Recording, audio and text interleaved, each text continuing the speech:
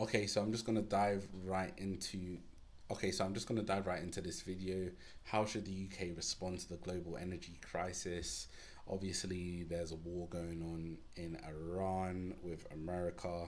I'm not sure if it's still going on. I'm not really in the loop with all of the news there, but it is affecting the price of energy, the price of fuel in the UK, and the UK is actively involved in it, sort of somehow.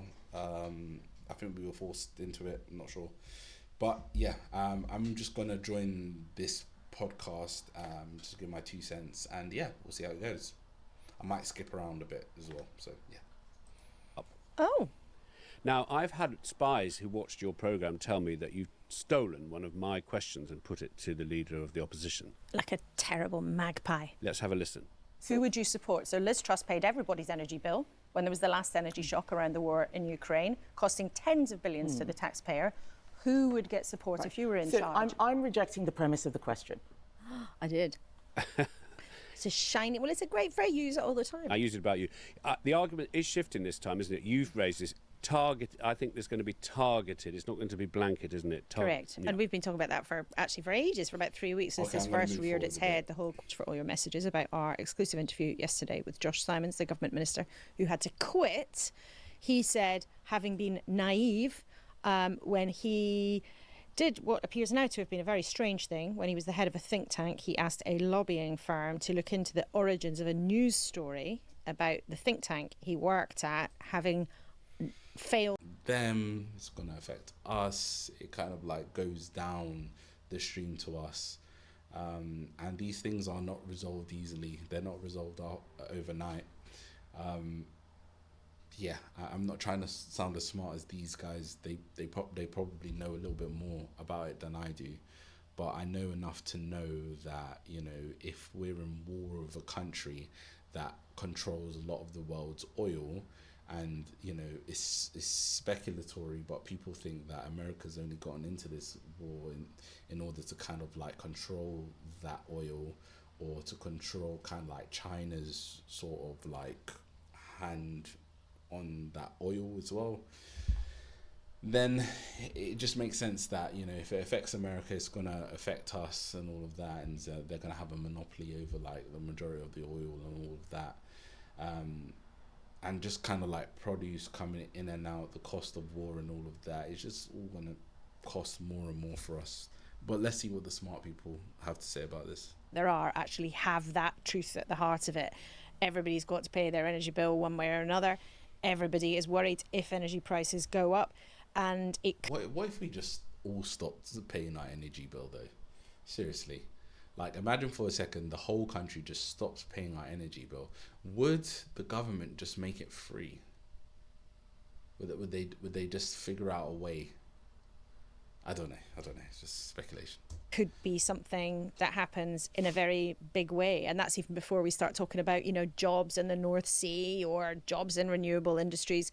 And you've got one of the challenger parties, if you want to call them that, way ahead in the polls, Reform.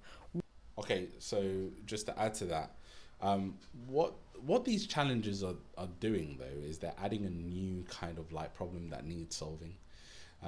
So we have kind of like the war and the oil that's coming from the war, and at the same time the planet is heating up. You know, we had the issue with the polar ice caps, and the net zero aim that we're all kind of like trying to get to by 2030 or 2035. I can't remember the date. These are all kind of issues that need solving. Do you know what I mean? So right now is the best time, and this is the main reason why I focus mainly on the renewable space, because it is a challenge. You know, we need to reduce the cost of energy. We need to make it easier for people to get into this energy space so that they're spending less money, and so that, you know, it's better for the planet overall. You know, but with all of these kind of like problems, there are people coming up with solutions and ways to kind of like help. With my organization, we do digital marketing, focusing mainly on the energy renewable space, you know, EV installers, solar installers, all of that sort of thing, retrograde and all of that. So yeah, like you know, if we're able to kind of like solve a problem within this space, and it, you know, we're not early in it, but like we're kind of early in some of it. Like EVs are pretty new, so you know, if you start off early, then who knows in the next 10 years where you'll be. At least that's what I'm banking on. Wanting to make this a huge issue too. They've been trying to make it a big issue for ages. And of course, who's the other challenger, big entrant to politics at the moment? The Greens. They want it to be a big issue as well. So you've got the war, you've got the reality of high energy bills for millions of ordinary people coming down the track, and you've also got the two challengers at either side of the political spectrum, both wanting to make this an issue. So if you put that all together, you get a big fat argument. And this is what Kemi Badenoch was saying this morning. Drill, baby, drill. Is that your message? Yes, absolutely. I do think that we need to drill our own oil and gas in the North Sea. We are importing 40% of our gas from Norway, who are drilling in the very same basin. We're importing oil from places much... Now, Kemi isn't my favourite person, but I do agree with her. You know, if Norway's drilling in the North Sea and they're getting oil and gas, selling it onto us, right, then what is stopping us from just drilling in the same sea and getting our own kind of like source directly? You know, surely that would make it cheaper on us. So, yeah, I think that makes sense. Chatting sense. Further afield, dirtier oil, rather than doing it more cleanly at home. We're losing so many jobs, about 1,000 jobs a month being lost in the North Sea oil industry, particularly impacting Scotland, but the whole country. And this is terrible for our financial security, for our energy security.